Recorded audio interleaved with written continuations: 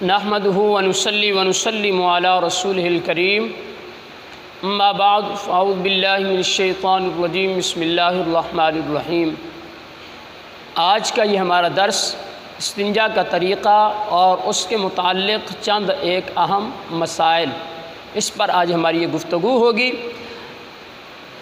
پاخانہ یا طہارت کرتے وقت نہ قبلے کی طرف رخ ہو نہ پیٹھ ہو، یہ حکم عام ہے، چاہے آپ مکان کے اندر ہوں یا میدان وغیرہ میں ہوں۔ اگر بھول کر قبلے کی طرف رخ ہوا تو جیسے ہی پتہ چلے فوراً رخ پھیر لینا چاہیے، اس میں امید ہے کہ فوراً اس کی مغفرت ہو جائے۔ اس طرح چھوٹے بچے کو پیشاب وغیرہ کراتے وقت اس کا منہ اور پیٹھ قبلے کی طرف نہ ہو، ورنہ پیشاب کرانے والا گنہگار ہوگا۔ سبیلین یعنی آگے اور پیچھے کے مقام سے جب نجاست نکلے تو ڈھیلو سے استنجا کرنا سنت ہے۔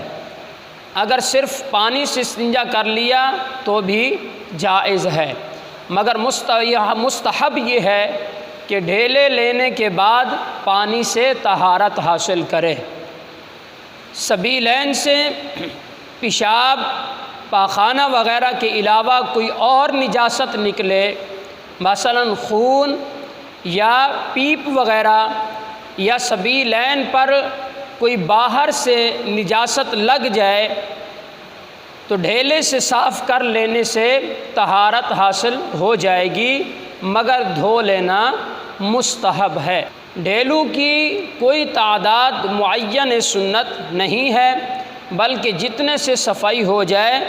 اگر ایک سے صفائی حاصل ہو گئی تو سنت ادا ہو گئی، اگر 3 سے صفائی نہ ہو تو سنت ادا نہیں ہوگی۔ یعنی اگر آپ نے ڈھیلا استعمال کیا، اگر پہلے ڈھیلے ہی سے صفائی حاصل ہو گئی تو گویا سنت پر عمل ہو گیا، اور اگر آپ نے 3 استعمال کیے اور صفائی وغیرہ نہیں ہوئی تھی تو یاد رکھیے گا سنت ادا نہیں ہوئی، کیونکہ سنت یہ ہے کہ صفائی حاصل ہو جائے۔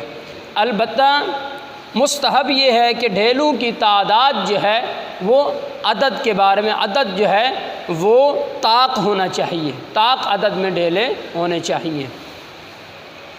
اگر نجاست مخرج سے 1 درہم سے زیادہ تجاوز کر جائے تو اس کا دھونا فرض ہے۔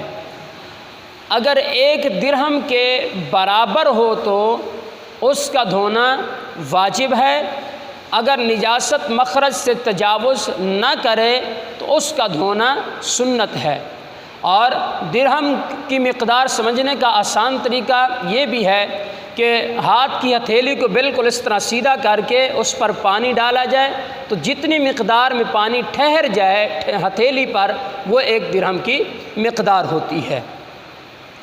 پاخانہ کے بعد مرد کے لیے ڈھیلو کے استعمال کا مستحب طریقہ یہ ہے کہ گرمیوں کے اندر پہلا ڈھیلا آگے سے پیچھے کی طرف، دوسرا پیچھے سے آگے کی طرف، اور تیسرا آگے سے پیچھے کی طرف لے جائے، کیونکہ گرمیوں میں اس کے جو خصیتین وغیرہ ہوتے ہیں وہ لٹکے ہوئے ہوتے ہیں، تو یہاں پر حکم یہی ہے۔ اور اسی طرح سردی میں پہلا ڈھیلا جو ہے وہ پیچھے سے آگے کی طرف، دوسرا آگے سے پیچھے کی طرف، اور تیسرا پیچھے سے آگے کی طرف۔ یہ مرد کے لیے حکم ہے، اور عورت کے لیے ہر زمانہ میں، یعنی چاہے سردیاں ہوں چاہے گرمیاں ہوں، تو عورت کے لیے حکم یہ ہے کہ وہ پہلا ڈھیلا آگے سے پیچھے کی طرف، دوسرا پیچھے سے آگے کی طرف، اور تیسرا آگے سے پیچھے کی طرف لے جائے۔ پانی سے استنجا کرنا مستحب طریقہ یہ ہے کہ کشادہ ہو کر بیٹھے اور پانی آہستہ آہستہ شرمگاہ پر ڈالیں، انگلیوں کے پیٹ سے دھوئے۔ پہلے بیچ کی انگلی اونچی رکھیں، پھر اس کے ساتھ والی جو ہے اس کے ساتھ ملا لے اگر ضرورت پڑے، اور اس کے بعد اگر پھر بھی ضرورت پڑے تو چھوٹے والی انگلی ساتھ میں ملا لے۔ تو اس طرح جس وقت خوب صفائی حاصل ہو جائے، حتیٰ کہ چکناہٹ وغیرہ اور جو نامناسب بدبو وغیرہ ہے یہ ختم ہو جائے، تو اس وقت اس کا استنجا گویا کہ صحیح ہو گیا ہے۔ عورت ابتداءً 2 انگلیاں ایک ساتھ استعمال کرے، پھر اس کے بعد اگر ضرورت پڑے تو ساتھ میں تیسری انگل بھی وہ ملا لیں، اور یاد رکھیے گا 3 انگلیوں سے زیادہ سے طہارت حاصل نہ کرے۔ اگر کوئی شخص پورے ہاتھ کو استعمال کرتا ہے تو اس سے منع فرمایا گیا، لہذا اس سے بچنا چاہیے۔ تو مرد کے لیے حکم یہ ہے کہ سب سے پہلے وہ 1 انگل سے استنجا شروع کرے، ضرورت پڑے تو ساتھ میں دوسری ملا لے، پھر ضرورت پڑے تو ساتھ میں تیسری ملا لے۔ عورت کے لیے حکم یہ ہے کہ وہ ابتداءً 2 انگلیوں سے، اور اگر ضرورت پڑے تو پھر تیسری انگلی چھوٹی بھی ساتھ میں ملا لیں۔ استنجا کرنے کے بعد بہتر یہ ہے کہ ہاتھ کو مٹی یا صابن وغیرہ سے دھو لینا چاہیے۔ تو یہ استنجا کے طریقے اور استنجا کے حوالے سے چند ایک اہم مسائل، ضروری مسائل تھے جو ہم نے آپ حضرات کے سامنے بیان کیے ہیں۔ اللہ پاک کی بارگاہ سے دعا ہے کہ اللہ پاک ہم سب کو صحیح طریقے سے طہارت حاصل کرنے کی توفیق عطا فرمائے۔ آمین۔ وآخر دعوانا الحمد للہ رب العالمین۔